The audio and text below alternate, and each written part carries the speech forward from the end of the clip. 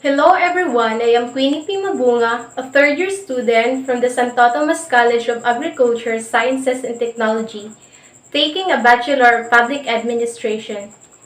This documentary video is for our subject, Leadership and Decision Making, entitled The Great Legislator in the Philippine History.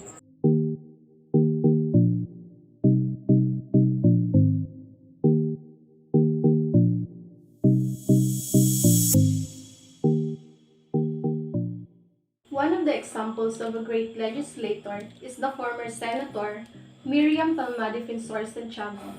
Let's get to know who Miriam is and her contributions to the Philippines. Miriam Defensor Santiago was a Filipina academic lawyer, judge, author, and stateswoman who served in all three branches of the Philippine government: judicial, executive, and legislative.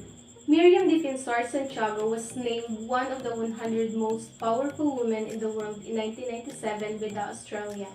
Miriam was born in 1945 in Iloilo City, in the southern Philippines.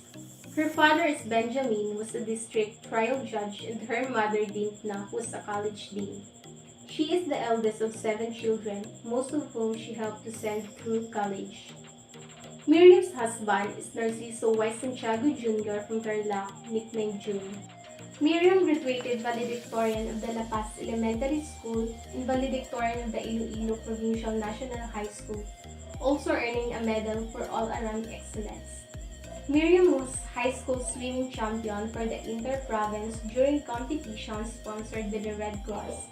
At age of 16, Miriam enrolled as a freshman at the University of the Philippine Visayas in Iloilo City.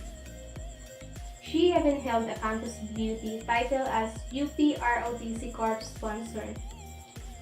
She was one of the speechwriters of President Ferdinand Marcos.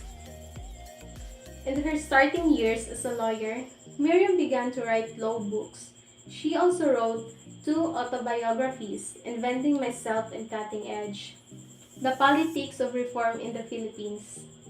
Miriam has written some 30 textbooks in law and social sciences, particularly political science and philosophy. In her Code Annotated series, she annotated the major codes of law in her country: the Constitution, Rules of Court, Civil Code, Penal Code, and etc., with decisions of the Supreme Court. The series, widely used in law schools and the judiciary, will undergo second editions in 2007. Her books are listed in the U.S. Library of Congress. She is acknowledged by the media and fellow senators as an expert in constitutional and international law.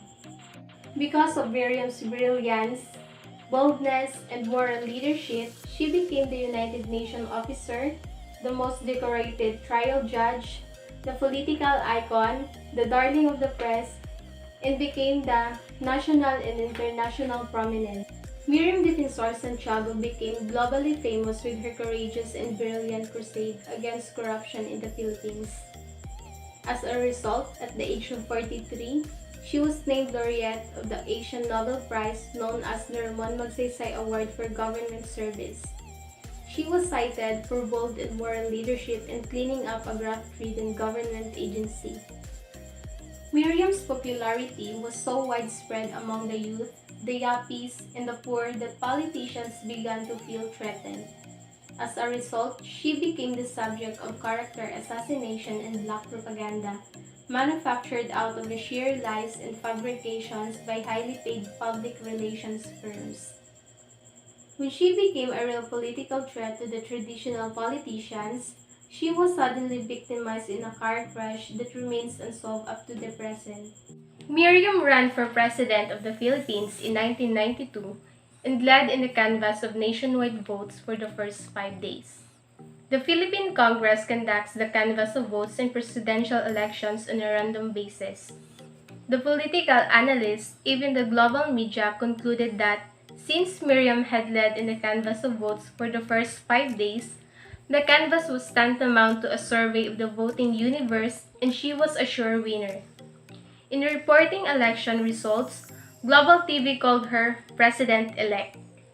But she was ultimately defeated by her closest rival, Fidel V. Ramos, a former military general endorsed by the administration. and had access to the massive resources of the administration. The campaign was reportedly marred by widespread election fraud, notably power blackouts after the first 5 days. Later, media exposes and revealed that she was cheated by the Solo Hotel operations group of the administration candidate. At the age of 71, our Philippine senator and former presidential candidate, Miriam Defensor Santiago, died in her sleep at exactly 8:52 a.m. on Thursday, September 9, 2016, while she was confined at the St. Luke's Medical Center in Taguig from lung cancer.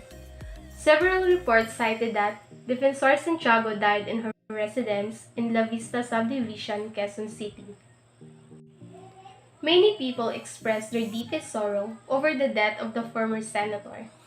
She is a famous graft buster, eating death threats for breakfast, and earning the Iron Lady of Asia, a senator that always advocated for the rule of law.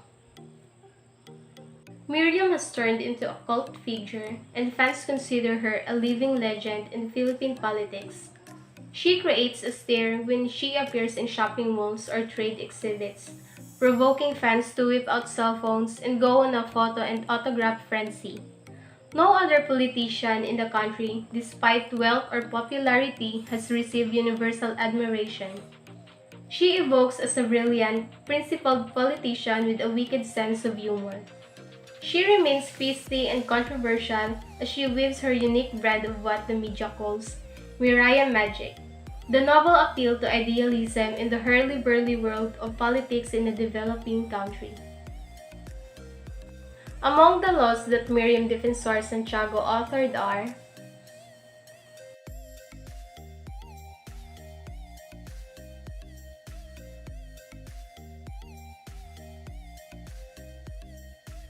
I can say Miriam is worth remembering because of her achievements and moral leadership that bring honor to our country, and the lifetime public service that inspired people with her courage.